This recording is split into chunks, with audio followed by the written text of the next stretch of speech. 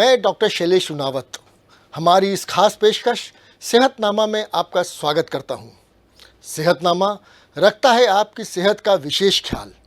इस अंक में हमारे साथ हैं विशेषज्ञ स्त्री रोग एवं प्रसूति डॉक्टर अनुपा वालिया, जो कि हमसे चर्चा करेंगी सुरक्षित मातृत्व पर, कैसे नॉर्मल डिलीवरी को और ज़्यादा अच्छे से पेनलेस बनाया जा सकता है और सिजेरियन के ऊपर नॉर्मल डिलीवरी कैसे हम अच्छे से करवा सकते हैं। डॉक्टर अनुपमा वालिया, आपका स्वागत है। थैंक यू, धन्यवाद।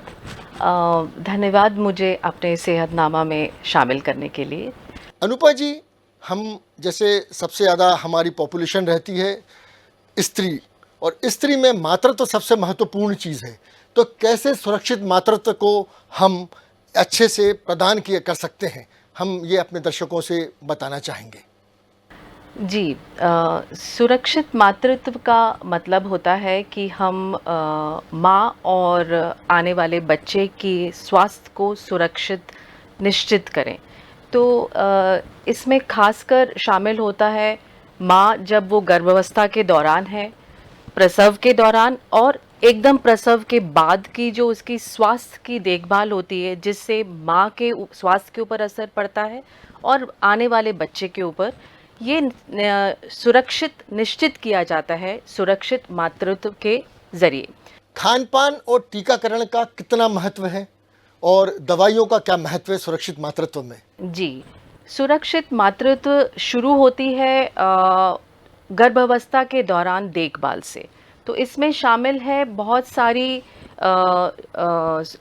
नियमित रूप से उसके जांचें गर्भावस्था के दौरान, और एक पौष्टिक आहार का क्या महत्व है माँ के लिए और उसके अंदर पल रही एक नई जान के लिए, जिससे कि उसके आगे की ज़िंदगी जो है वो जो अंदर माँ का अंदर जो पेट में बच्चा होता है, उससे सारा उसके जो पोषण है वो निश्चित करता है कि आगे उसका स्वास्थ्य कैसा रहता है। तो ये सारी जो देखभाल है वो उसके गर्भावस्था के दौरान से ही शुरू हो जाती है, और इसमें नियमित जांच करवाना, जाके अपने स्त्री रोग विशेषज्ञ से कुछ खास पोषण के बारे में जानकारी लेना और उसको घर पे फॉलो करना, और साथ में कुछ इम्पॉर्टेंट कुछ बहुत ज़रूरी जांचें होती हैं कि मरीज़ को हीमोग्लोबिन एनीमिया तो नहीं है, खून की कमी तो नहीं है, उसका ब्लड प्रेशर कैसा है, उसका ब्लड शुगर कैसा है, और कुछ इम्पॉर्टेंट और भी स्पेशल जांचें किसी माँ को ज़रूरत होती है। तो ये सुरक्षित मातृत्व शुरू हो जाती है जब उसके अंदर पेट में बच्चा आता है। इसमें सोनोग्राफी का भी बहुत बड़ा रोल है, तो एज ए गायनेकोलॉजिस्ट आप उसको कैसा मानते हैं? जी, आजकल बहुत सारी जानकारी पेट में पल रहे बच्चे के बारे में हमें सोनोग्राफी के ज़रिए मालूम चल जाती है, और ये सुविधा हर औरत को मिलनी चाहिए। मुझे ऐसा लगता है हर एक प्रेग्नेंट लेडी का ये राइट है, उसका एक ये अधिकार है कि उसको सारे जांचें जो ज़रूरी हैं उसके आने वाले बच्चे के बारे में, वो सारी उसको मिल जाएं। तो सोनोग्राफी पहले कहा जाता था कि सबसे लास्ट में आप पहुंच जाओ आखिर के महीने में और सारी चीज़ें मालूम चल जाती हैं। नहीं, बल्कि आजकल ऐसा हो गया है कि जो पहले 3 महीने की जो सोनोग्राफी होती है उससे हमें बहुत सारी जानकारी पता चल जाती है। इनफैक्ट हमें ये भी पता चल जाता है कि आगे जाके माँ को ब्लड प्रेशर हाई तो नहीं होगा, कुछ और गंभीर चीज़ें जैसे माँ का बच्चा अंदर कमज़ोर पैदा हो आगे जाके। तो ये सारी जानकारी हमको पहले 3 महीने में ही पता चल जाती है, और सोनोग्राफी का रोल हम इससे ज़्यादा स्ट्रेस नहीं कर सकते कि सबसे इम्पॉर्टेंट चीज़ है कि हम फर्स्ट 3 महीने में ही एक दो सोनोग्राफी हो जानी चाहिए। इसका मतलब सोनोग्राफी एक सुरक्षित मातृत्व का बहुत इम्पॉर्टेंट टूल है। अब हम प्रेगनेंसी के 9वें महीने तक पहुँचे, उसके बाद आता है डिलीवरी सिस्टम। डिलीवरी सिस्टम में आजकल की महिलाएं जो कि पसंद करती हैं सीधे सीधे दर्द को अवॉइड करने के लिए सिजेरियन, तो मैं आपसे समझना चाहूँगा कि ये पेनलेस डिलीवरी सिस्टम क्या होता है? जी, आपने बिल्कुल सही कहा। आजकल जो हम देखते आ रहे हैं पिछले 15-20 साल में, क्योंकि मैं 24 साल से इसी फील्ड में स्त्रियों को अपना हेल्थ से संबंधित योगदान दे रही हूँ, तो बहुत सारी हमारी मानसिकता चेंज हो गई है। जैसे जैसे हम मॉडर्न होते जा रहे हैं, हमें सब कुछ आदत पड़ गई है, एक स्विच ऑफ बटन पे हम एक बटन दबाते हैं, हमें सारी चीज़ें हो जाती हैं। बट माँ बनना एक बटन दबाने से नहीं हो सकता, ये हमें सबको मालूम है। 9 महीने का पूरा एक प्रोसेस होगा, वो हमें उसके थ्रू जाना ही है, और इसी तरीके से प्रसव भी पूरा जितना लंबा होता है वो उतना लंबा ही होगा। तो हम कहीं न कहीं अपने जो हमारा एक अंदर स्त्री का एक बनावट है, और जो हमें भगवान ने बनाया है, और इस तरीके से हमारा शरीर उस तरह उस प्रक्रिया को अडैप्ट करता है, ये हम कहीं न कहीं भूलते जा रहे हैं कि हमें उस प्रोसेस से जाना है, और ये हमारे अंदर है। हमें सिर्फ़ केवल उसको पहचानने की ज़रूरत है, हमें अपने ऊपर विश्वास रखना है, और दर्द एक पार्ट है ऑफ बिकमिंग अ मदर। हमें माँ बनना है तो हमें उस प्रक्रिया से जाना है, उसमें हमें पैनिक नहीं होना है। तो अक्सर महिलाएं, आपने जैसे बोला, पैनिक होके और सीधे सिजेरियन के लिए ऑप्ट करती हैं, जो कि एक बड़ी सर्जरी होती है। हाँ, आजकल बहुत आधुनिक टेक्नोलॉजी आ गई है, सर्जरी में बहुत एडवांसेस हो गए हैं, हम आपकी सारी सुरक्षा का ध्यान रखते हैं। बट पेट काटना एक बिल्कुल ही अलग चीज़ है, उसमें भी कॉम्प्लिकेशंस होते हैं, और नॉर्मल डिलीवरी से ज़्यादा बेहतर और कुछ हो ही नहीं सकता। तो अब बहुत सारे साधन हैं जिससे आप जो पैनिक होते हैं, मरीज़ एकदम घबरा के 1 घंटे के दर्द के बाद ही बोलने लगते हैं कि अब तो भैया आप ऑपरेशन कर दीजिए। तो वो उसको हम कैसे उसको आपको बेटर आप अपने पेन्स को लें, प्रसव के दौरान आप कैसे ज़्यादा कंफर्टेबल रहें, सुरक्षित महसूस करें, उसके लिए बहुत सारे आजकल तरीके आ गए हैं। जैसा सर ने बोला, पेनलेस डिलीवरी होती है, और उसमें और भी बहुत सारी चीज़ें हैं, जैसे वाटर बर्थिंग। तो ये बहुत इम्पॉर्टेंट है कि हम माँ को सुरक्षित महसूस कराएं, उसके जब वो पीड़ा में होती है, प्रसव के दौरान होती है, जिससे कि वो ज़्यादा से ज़्यादा नॉर्मल ही डिलीवर करे। एक बहुत अच्छी बात जोड़ी आपने कि अगर किसी सुख को पाना है तो थोड़े दुख से निकलना पड़ेगा, तो दर्द सहन करेंगे तो नॉर्मल डिलीवरी बहुत अच्छे से होगी। अब इसमें आपने, जैसे कि आप प्रणेता हैं एक नई टेक्नोलॉजी की, जिसे कि कहते हैं हम वाटर बाथ डिलीवरी, तो हम अपने दर्शकों को समझाना चाहेंगे कि ये वाटर बाथ डिलीवरी होती क्या है और इसके क्या फ़ायदे हैं। जी, आपने बहुत सही बोला। वाटर बर्थिंग एक बहुत अच्छा साधन है, और ये कोई बहुत मॉडर्न इन्वेंशन नहीं है कि अभी शुरू की गई है। ये बहुत प्राचीन काल से चला आ रहा है तरीका। अगर हम देखें तो 1960 में, 1960 में सबसे पहले एक रूसी ऑब्स्टेट्रिशियन थे, गायनेकोलॉजिस्ट थे, जिन्होंने ये देखा कि प्रसव के दौरान माँ को कितनी राहत मिलती है अगर वो एक गर्म पानी में उसको एक सेक जैसा उस टाइम पे एक वातावरण दिया जाए। पानी के अंदर अगर वो अपनी पीड़ा को, अपने प्रसव को के सारे दर्द को लेती है। तो ये उन्होंने थोड़ा सा शुरुआत करी 1960 में। आगे जाके 1970 में एक फ्रेंच ऑब्स्टेट्रिशियन थे, माइकल ओलेंड, उन्होंने इसको बहुत ज़्यादा प्रचलित कर दिया, और फिर ये मैटरनिटी वार्ड्स में, हॉस्पिटल में लेकर आ गए, और इस तरीके से वाटर बर्थिंग जो है काफ़ी ज़्यादा पॉपुलर हो गया। तो वाटर बर्थिंग एक साधन है जिससे, जैसे हम बोलते हैं जब भी हमें कहीं दर्द होता है तो हम एक गर्म पानी की सिकाई कर लेते हैं, तो वही कॉन्सेप्ट है कि माँ को कितना दर्द से हम राहत दिला सकते हैं उसके प्रसव के दौरान, जिससे वो नॉर्मल डिलीवरी की तरफ ही जाए, बीच में ही पैनिक होके घबराए ना, और ऑपरेशन के लिए नहीं ऑप्ट करे। इसमें किन बातों का विशेष ख्याल रखना चाहिए? जी, अगर हम देखें तो वाटर बर्थिंग जो है, हम उन्हीं महिलाओं को ऑफ़र करते हैं, बोलते हैं कि आप वाटर बर्थिंग ले सकती हैं जो बिल्कुल अनकॉम्प्लिकेटेड हैं, जो कि हमारी ज़्यादातर महिलाएं होती हैं। बहुत कम परसेंटेज में ही होता है कि कुछ ना कुछ कॉम्प्लिकेशन होती है।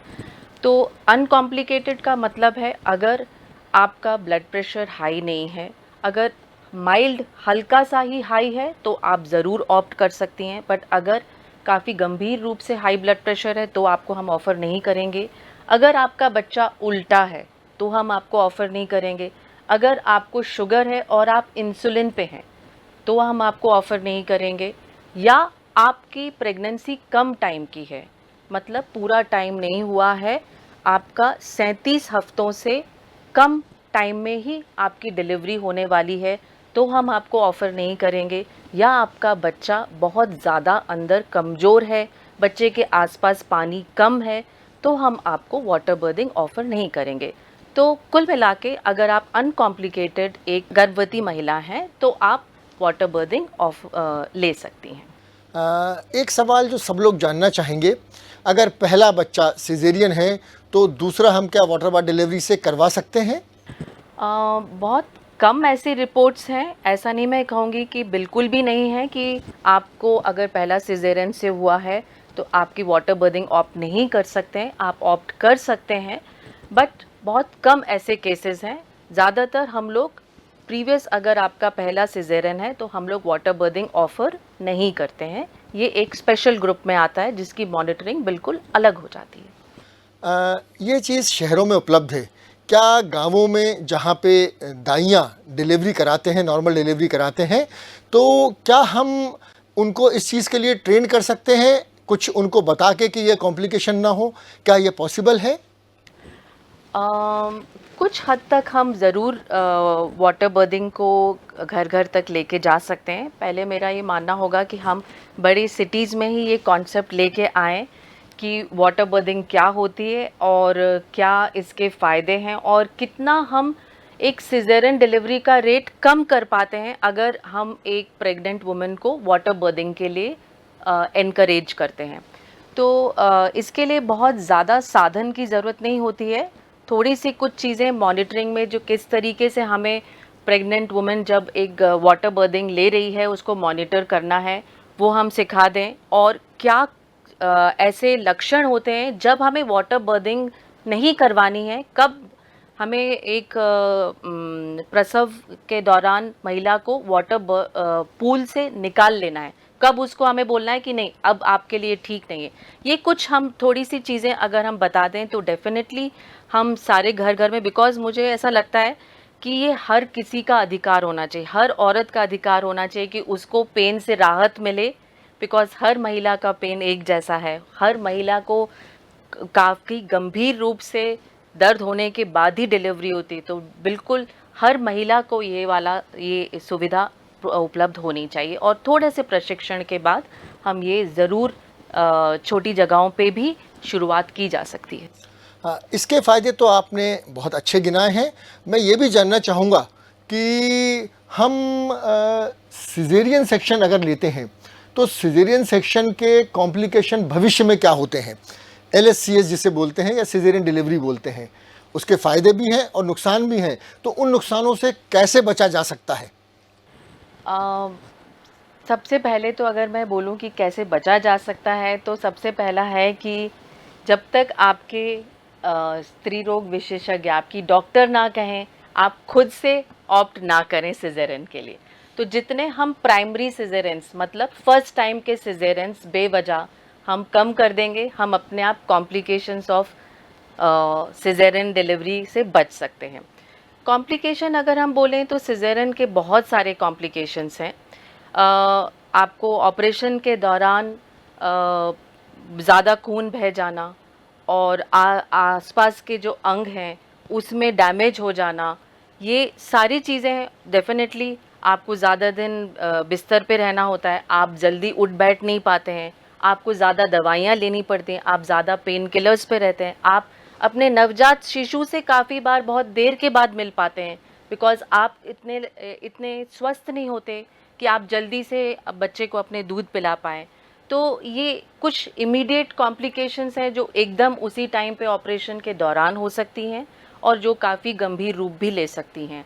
बाद के कॉम्प्लिकेशंस ऐसे हैं कि जैसे जैसे आपका नंबर ऑफ ऑपरेशंस बढ़ते जाते हैं, एक के बाद दूसरा सिज़ेरियन, तो कुछ बहुत जटिल कॉम्प्लिकेशंस, बहुत ज़्यादा जो मदर को अफ़ेक्ट करती हैं वो हो सकती हैं, जैसे कि जो बच्चे की अवल है वो नीचे ही रह जाए और बच्चे की अवल बहुत गंभीर रूप से बच्चेदानी में चिपक जाए, जो कि एकदम जानलेवा हो सकती है। और उस ये सारे ऑपरेशन, ये ऐसी स्थिति में आप अगर बहुत अच्छे सेंटर पे नहीं हैं तो माँ की जान भी जा सकती है। इसमें आपको सारे एक्सपर्ट डॉक्टर के अलावा बाकी सुविधाओं की भी ज़रूरत पड़ती है, ब्लड बैंक की सुविधा चाहिए होती है और काफ़ी बार माँ की जान जा सकती है। तो ये आगे के कॉम्प्लिकेशंस हैं। ये मैंने बहुत कम कुछ कॉम्प्लिकेशंस आपको बताए हैं और इसके साथ मैं थोड़ा-सा आपको ये बताऊँगी कि वाटर बर्थिंग एग्ज़ैक्टली उसमें आप माँ को सबसे बड़ा बेनिफिट क्या मिलता है? जैसे कि हमने अभी बात करी कि पेन का रिलीफ़ मिलता है, कि माँ के लिए एक बहुत सुखद एक्सपीरियंस हो जाता है। वो गंभीर दर्द जो सहती है वो 7 घंटे, 8 घंटे, किसी-किसी में और भी ज़्यादा टाइम लगता है। तो वो उस टाइम पे पैनिक नहीं होती और नॉर्मल डिलीवरी की तरफ जाती है। नंबर 2 जो मदर को बेनिफिट मिलता है कि उसको एक पूरी खुली छूट होती है कि वो दर्द के दौरान अपने पोस्चर्स को चेंज करे।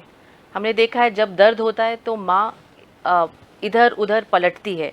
जब बेड पे होती है तो हमको 3-4 लोगों को उसको हेल्प करना पड़ता है। नाउ अब ये पलट-पलट करने का क्या फ़ायदा है? ये कुदरत ने बनाया है और जब वो मूव करती है, जब अपने बेड पे टॉस करती है, तो कुछ उसके पेल्विस के मूवमेंट्स होते हैं, जिससे बच्चे का नीचे आना बर्थ कैनाल में और आसान हो जाता है और वो ज़रूरी होते हैं। तो उसको ये मदद मिलती है कि बच्चा जल्दी नीचे आए और ये एक बहुत बड़ा एडवांटेज है कि पानी में हमें एक बॉयंसी इफेक्ट आता है, हम लाइट वेटेड फील करते हैं। तो वो फ्रीडम होती है टू मूव अराउंड और वो अपने नेचुरल इंस्टिंक्ट्स को फॉलो करती है और शी टॉसेस अराउंड, वो मूव करती है एंड देन इट हेल्प्स।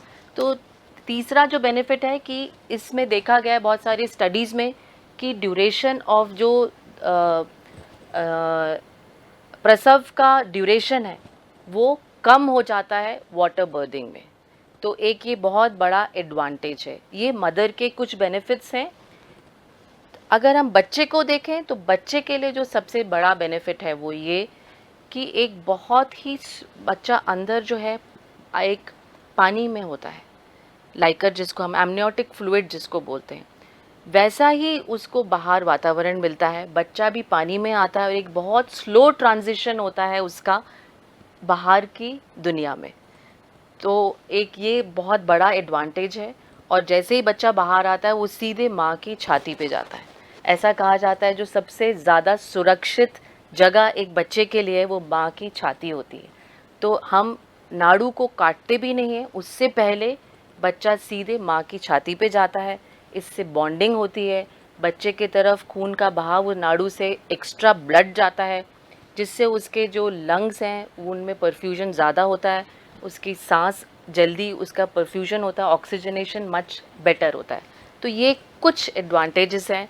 इसके अलावा बहुत सारे और भी एडवांटेजेस हैं जो कि मेरे ख्याल से अभी इस पूरे प्रोग्राम में लिस्ट करना थोड़ा सा कंस्ट्रेंट होगा।